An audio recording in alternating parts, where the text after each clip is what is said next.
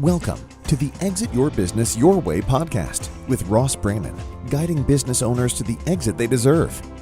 Ross is a financial advisor who knows that business owners work too hard on growing and caring for their businesses, not to leave it on their terms. Each week he interviews a different experienced business owner, expert, and other professionals ready to teach you effective, satisfying business exit strategies that will let you exit your business your way. Don't wait until it's too late. Start thinking exit now. Here's your host, Ross Brannon. Welcome to the show. My guest today is Roman Balin. In 2021, Roman launched DueDilio to level the playing field for M&A participants looking for high-quality, cost-efficient due diligence and value creation solutions. The DueDilio team puts the client's needs at the forefront of every project and recommendation.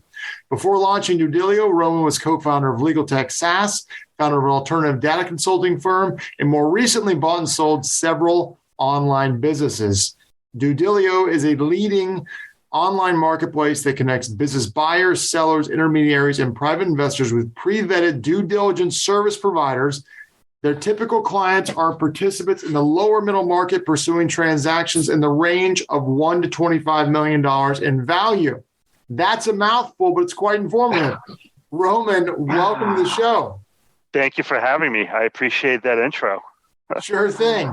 Well, intro aside, let's hear it from you. Tell me what DueDilio is. Yeah, so in simple terms, we're a marketplace. We connect two sides. And on the one side, we have people purchasing a business, investing in a business, or thinking about selling a business. That's on one side of the marketplace. On the other side, we have M&A due diligence service providers. So if someone's buying a business and they need to do due diligence on it, maybe they need to review financials, or if it's a tech company, they need to perform technology due diligence, legal due diligence. We help the business buyers find the right due diligence service provider for their needs. That's the basic model, is just to connect two sides, make it easy, make it painless. So what was the motivating factor to create this? So honestly, I launched this to solve my own problem. I started my entrepreneurial journey around, I think it was 2014. I launched a consulting firm that sold alternative data to hedge funds. And after a couple of years, I sold that business. And over the last couple of years, I bought and sold a couple of smaller businesses. And it's just, my pain point has always been finding the right service providers for me, putting my deal team together. So I launched DueDilio really to solve my own pain point, because I thought if this is something I struggled with, there's got to be other people who have the same problem as I do. So let's walk down this road, what this looks like. Ross decides to buy an HVAC company, but my CPA is not, shall we say, sophisticated, or maybe he is, but he just doesn't have access to the due diligence world because it's not the world that he deals with. Someone tells me about DueDilio. What do I do when I go to DueDilio? Yeah, so you go to the website. So first, if you have any questions around due diligence, you can send us an email, you can give us a call. So even if you're not ready to kind of go through the process. But if you are ready to hire a service provider, then all you do is click new project, submit new project. It'll take you to a form. Should take you maybe 3 to 5 minutes to fill out. It'll ask you basic questions about the transaction. So in this case, you'll say, hey, I'm buying an HVAC business in Florida for $5 million. I'm using SBA financing, maybe an SBA loan. Maybe you're not. Maybe you have investors. And then they'll ask you some questions about, what are you looking for? Do you need financial due diligence? Do you need legal? Do you need evaluation? HR due diligence? Whatever it is that you need, you'll kind of provide details around that, as well as your budget and preferences. We'll get that form. Typically, we'll get on the phone with you just to confirm the project and make sure we're kind of on the same page. Then we'll go out to our network. We have over 200 due diligence service providers and collect proposals from those service providers based on your project. So basically, it'll save you time from going out on your own, doing the research, getting on the phone with service providers, getting quotes. We kind of do all that work for you. Those are the first couple of steps. And so talk about kind of some of the results of doing this, because I think in the market, in the lower middle market, you're talking $1 to $25 million. And I'm going to go out on a limb here and say in the $1 to $5 million, there's probably not a lot of due diligence done, because the level of sophistication at that range versus the 20 to 25 range is a different level of sophistication. Doesn't mean there shouldn't be due diligence, but I bet there's many times due diligence is just skipped for whatever reason. I could be wrong. But what kind of results has DueDilio done? And by that, I mean, how many people have saved a lot of money because of things they found out from the due diligence they've done with you guys?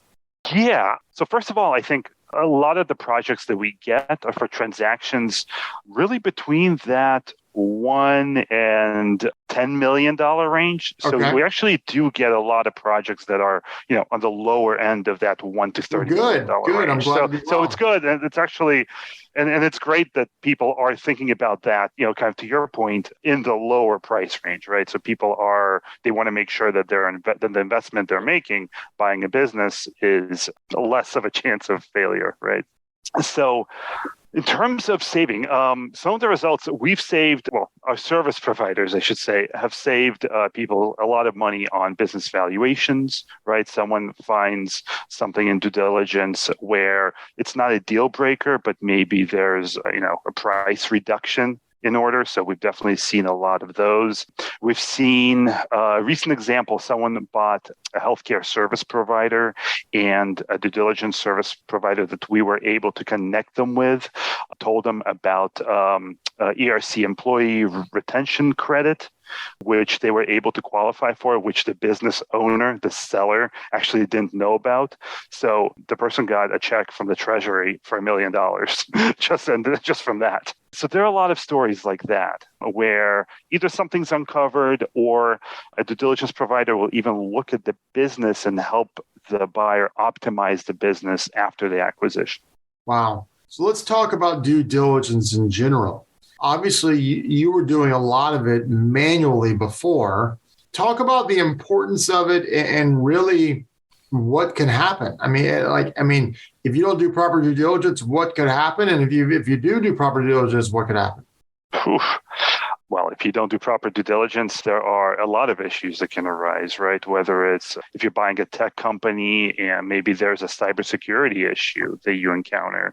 Maybe there's an issue where, in financial due diligence, the owner wasn't, truthful, or maybe wasn't as forthcoming with, and this is usually around expenses. It's very hard to play around with revenues. It's very easy to play around with expenses, right? A business owner hires his wife to be involved in the business, and they don't pay her a salary, but they don't count it as an expense. So when you buy the business, you say, okay, well, hold on, who was doing this job?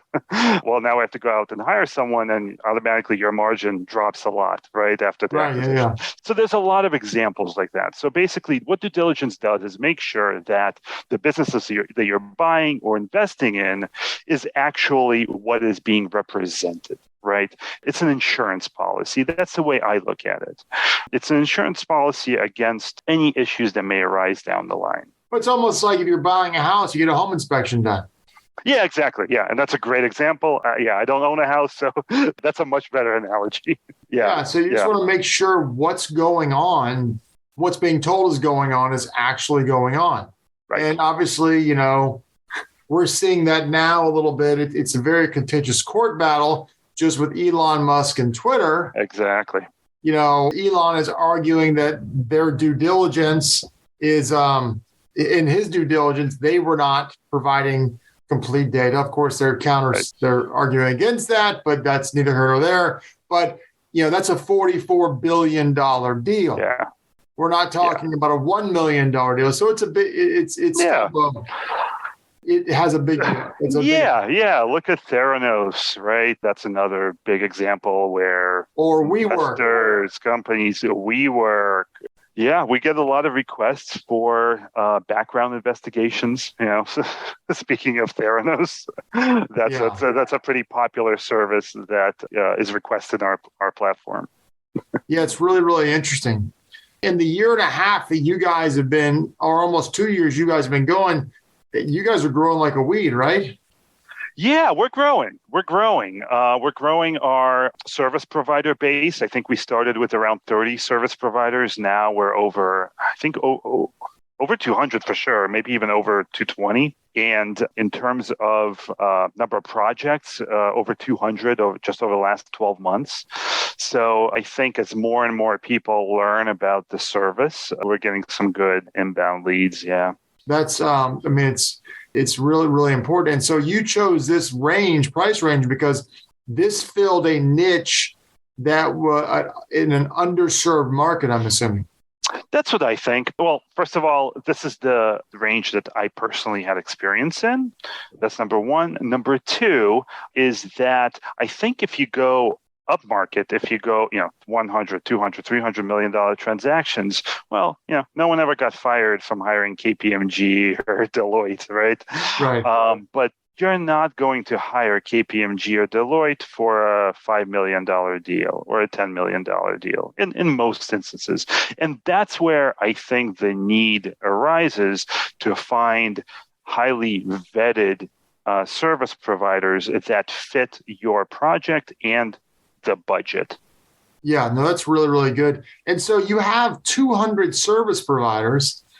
And is it basically, do they all do the same thing, or are they more industry specific?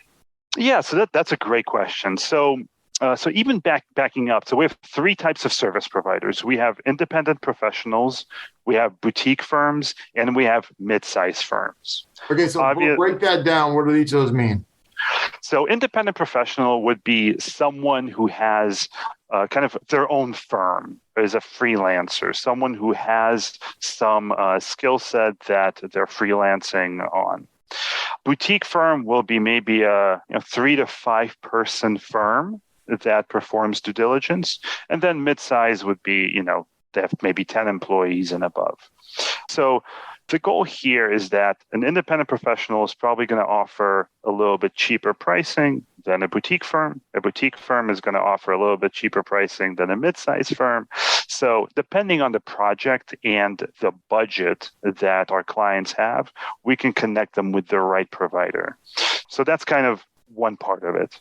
And going back to your original question, each service provider has their own specialty, has their own, it's usually not industry focused, but it's usually focused on different areas of due diligence. So when we think about due diligence, most people kind of, top of mind is legal, finance, and technology, right? Like those are kind of the big three. But in addition to that, there's also marketing, logistics, background investigations, you have HR, benefits, insurance. So due diligence is very broad.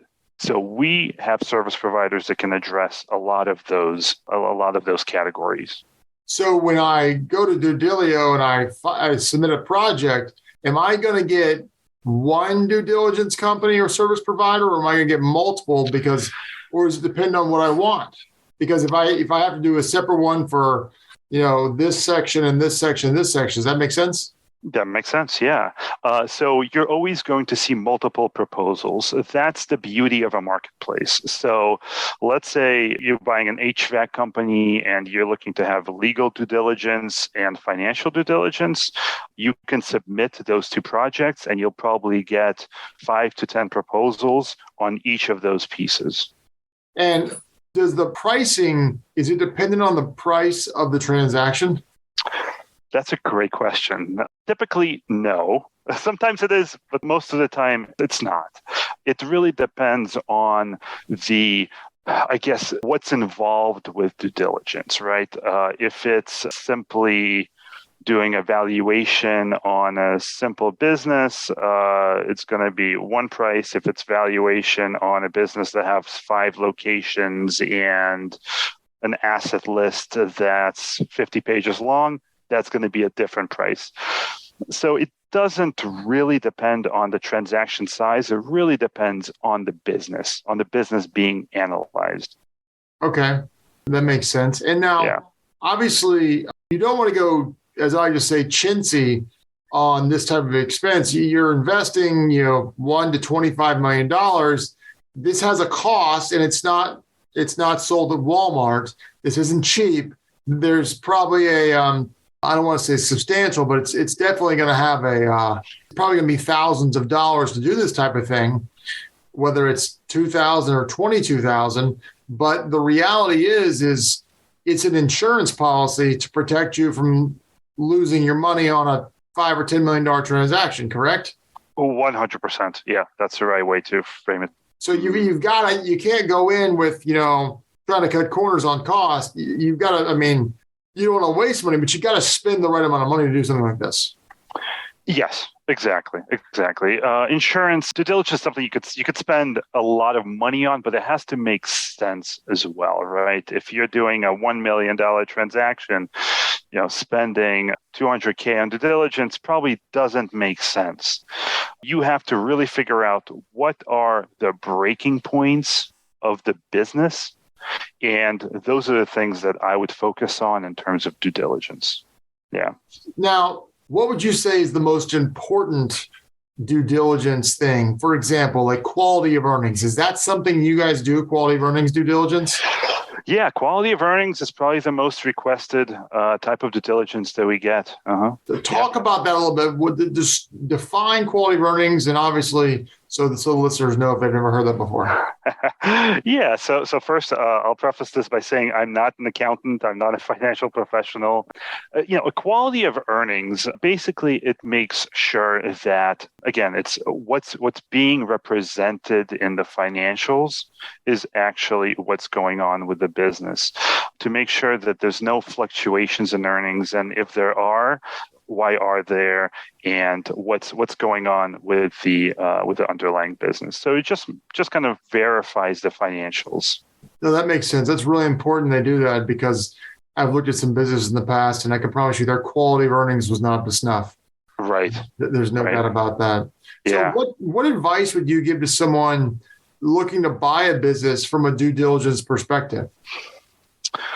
Well, I would suggest that they analyze kind of what I was talking about previously, analyze what are the breaking points in that business? What are the things that if something is wrong, then the business can't function?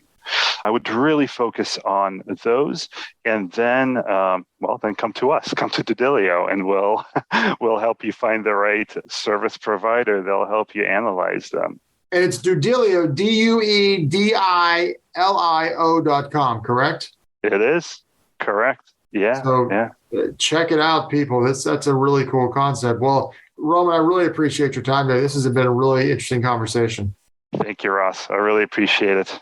You've been listening to the Exit Your Business Your Way podcast. This podcast is for informational purposes only. Guest speakers and their firms are not affiliated with or endorsed by PAS, Guardian, or North Florida Financial, and opinions stated are their own. External materials are provided for your convenience in locating related information and services. Guardian, its subsidiaries, agents, and employees expressly disclaim any responsibility for and do not maintain, control, recommend, or endorse third-party sites, organizations, products, or services, and make no representation as to the completeness, suitability, or quality thereof. Ross is a registered representative and financial advisor, Park Avenue Securities, LLC, PAS, OSJ 3664, Coolidge Court, Tallahassee, Florida 32311, 850-562-9075. Security products and advisory services offered through PAS. Member FINRA, SIPC. Financial representative, the Guardian Life Insurance Company of America. Guardian, New York, New York. PAS is a wholly owned subsidiary of Guardian. North Florida Financial is not an affiliate or subsidiary of PAS or Guardian. Arkansas Insurance License Number 1613-9032. California Insurance License Number 0L10073-2022-144957. Expires 10/24.